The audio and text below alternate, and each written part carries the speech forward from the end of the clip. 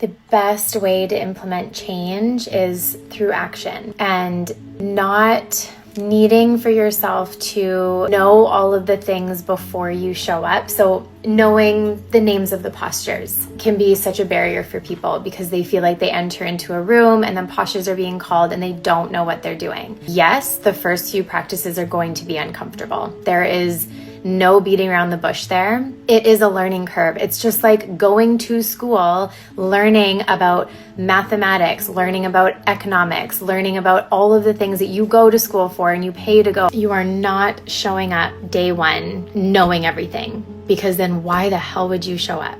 You've paid for something, but you already know everything. That just seems so silly, right? It's the same thing with yoga.